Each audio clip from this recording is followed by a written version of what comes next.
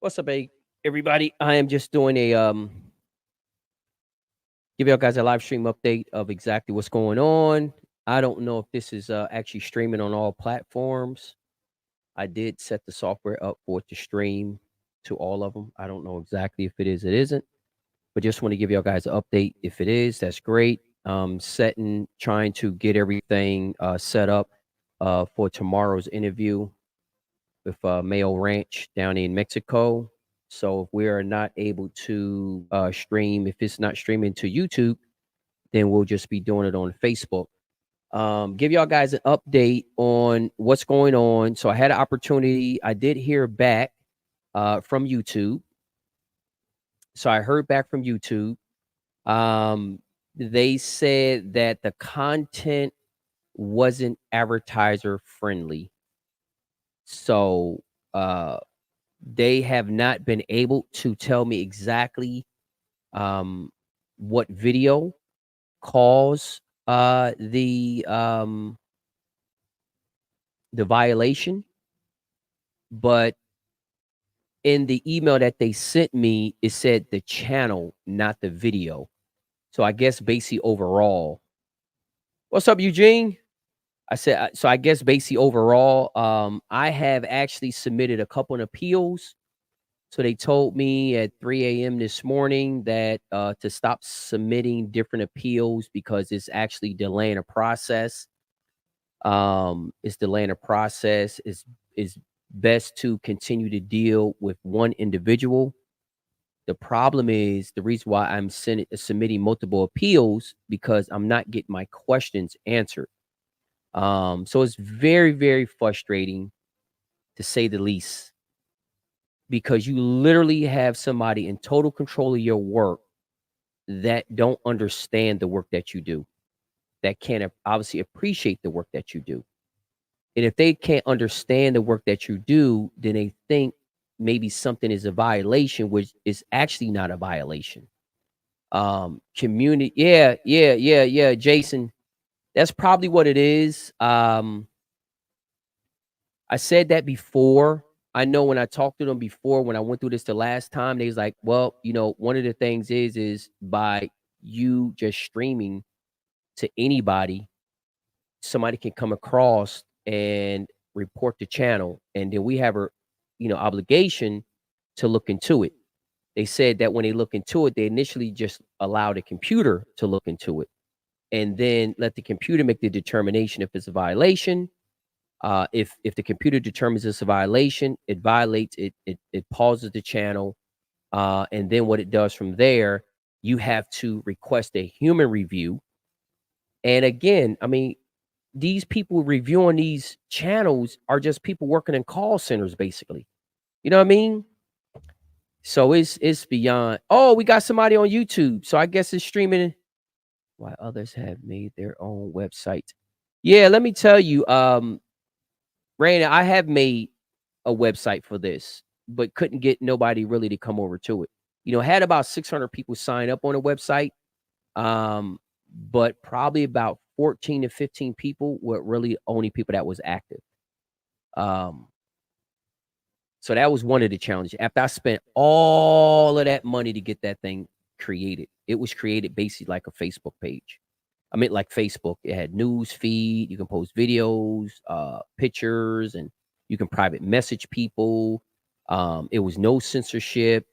But yeah, couldn't get many people to come over. Like I said, I think at the height of it, we had 695 or 97 people that actually joined the website. Yeah. So right now I just took it down because I have to pay every month to have it up, and with little to nobody using it, it's just, again, just another expense to me to provide value for someone else. You know what I mean? So,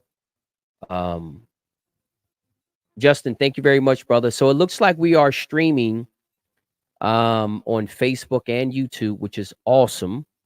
The concern that I had about if the live stream was going to be on YouTube was because they said that the content of the channel was not advertiser friendly. So that's that was a way of them saying, you know, your channel is going to be shut down until we come to a conclusion. So I did submit 3 appeals. I did talk to 2 people. I'm waiting to hear back. One of them just replied back and say, "Listen, you got to stop submitting so many appeals because it's causing a process to be delayed." The other guy thanked me for following up and then said, I can maybe go back to the video and edit it or remove it. And I'm like, well, what video? Like that's the biggest thing, man. It's extremely, like I said, guys, it's just extremely frustrating. It's extremely frustrating, you know, um, because guys were like, oh, it's not that big of a deal. I've been put in Facebook jail before, and the thing about it is with these Journey to the Pit interviews, people watch them all over the world. They get between 30 to 40,000 hours of watch time a month. And we were really on a roll. We were really on a roll. So we will be having this interview tomorrow. Thank you, Jason. We will be having this interview tomorrow with Mayo Ranch, Mayo Farm down in Mexico. Um, it's going to be a great interview. It's going to be a great interview. One of the things that's going to make this interview, again, all the interviews are great, right? Let me just say that first. All the interviews are great, and they all resonate with different people. Different people like different interviews because I guess the person that we're interviewing closely relates to the situation that they're in or the experience level or the direction that they're trying to go or the families that they like or so on and so forth. So every single interview that we do, we get people say, this is the best one you ever had. This is the best one you ever had. This is the best one. We get that every single interview. This is going to be another great interview. With Mayo tomorrow down there in Mexico, 35 years. His main focus is breeders, to being a breeder. He has competed and had birds in the biggest competitions in Mexico. Been very, very successful, very well respected down there in the community. So we're going to have him on tomorrow, 12 p.m. Eastern Standard Time on all platforms and really get in his head and see because, hey, I know I'm sure I'm not the only person that has heard this saying that, the fowl down in Mexico. I mean, you can't breed good chickens down there in Mexico. All the good fowl down there in Mexico that competes come directly from the US and blah blah blah blah blah blah blah blah. And that was one of the what's up, Donnie?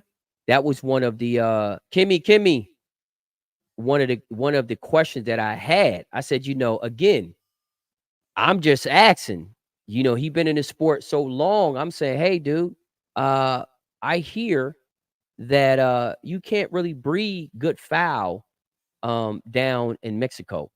That in order to compete in Division 1 down in Mexico, you have to be getting your fowl directly from the US. And he was like, that is not true at all. No aspect of that is true. You don't have to get it. There's plenty good fowl that is born, bred, and raised right here in Mexico. If y'all guys watched Tranquilino's interview, which was the last interview we had, right? Yeah. Yeah. The last interview we had. Was that the last interview? I think it was the last interview, right? Yeah. If y'all guys watched the Tranquilino interview, that was the same question with him. And these answers are coming from guys who are literally breeding have their own family of fowl and been competing in Division 1 with their own family of fowl. So that's a true testament that good fowl can be born, bred, and raised in Mexico and can compete in Division 1. So that's not a question at all. So that's what I'm going to talk to him about as well. I'm going to talk about the families that he has, that he started with. How did he create his own family? I do want to talk about, the care down there. We already had a pretty good, probably a 45-minute discussion with him, just trying to get an idea of what can bring the greatest value to the viewers during a conversation. And he said, like everybody else, I'm like, is there anything that you don't want to talk about? He said, no. He's like, I'm an open book. And I'm like, okay, so we can talk about anything. Say we can talk about anything. And y'all guys know, if you don't know, we don't do scripted interviews. But I do like to get topics and bullet points due to the fact that I never want to bring any of my guests on the show and make them look bad. Um, but I don't do scripted interviews. So they don't know exactly what I'm going to ask. Um, but I do like for them to talk about things that they may feel as though is their stronger points, or their passions. But Mayo said that it doesn't matter. We can talk about anything. He don't care what questions that I have. He'll answer any question that I have pertaining to anything. So, like I said, guys, I'm going to talk about this whole concept also too of, good chickens can't be born and bred and raised in Mexico and compete at Division One, which I knew that wasn't true, but I just had to bring individuals on a show that can y'all guys can hear it directly from them, and then talk about as well, like what does it take to breed and raise Division One competitors, because it's different. It's different, and what I mean by it's different is not so much to feed and what size pen they stay in and that's like universal. A lot of that stuff is universal. The thing that's unique between each individual is the ability for their selection process, their experience level, their ability or resources to get great genetics, their ability to continue those genetics and improve those genetics. So there's going to be a lot of great points, but I talked about that, and he's like, no, I'll let him answer tomorrow. I'm not going to give you the answer, but I'll let him answer tomorrow because I was very interested in it. And I figured y'all guys would be as well. But I am extremely happy that the show is being able to be filmed on streamed on YouTube. We'll see what happens. It's still in appeal right now. So there's no guarantee it's going to be around. I don't know how long it's going to be around, but it is what it is. But guys, that's pretty much all I had to say. I just wanted to come on here just to make sure that we will be able to stream tomorrow, 12 p.m. Eastern Standard Time, with Mayo Farms down in Mexico. Very well respected breeder down there. He's going to give us a lot of insights and what it takes to compete in Division One, what it takes to breed Division One chickens, and what it takes to continue over a long period of time to produce those Division One roosters. Not just 1 or 2 seasons, but somebody that has been competing at the top of the food chain for a while.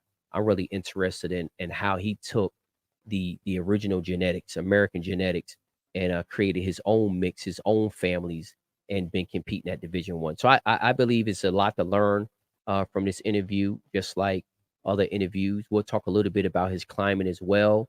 So hopefully, whoever watching, they may be able to relate or be in the same type of climate as he is. Um, and then we'll just go from there. So that's pretty much it, guys. They just want to come over here and do a video mic check and make sure we was able to stream on all the platforms. It looks like we are. And other than that, that's just pretty much it. Yes, that's exactly right. That's exactly right.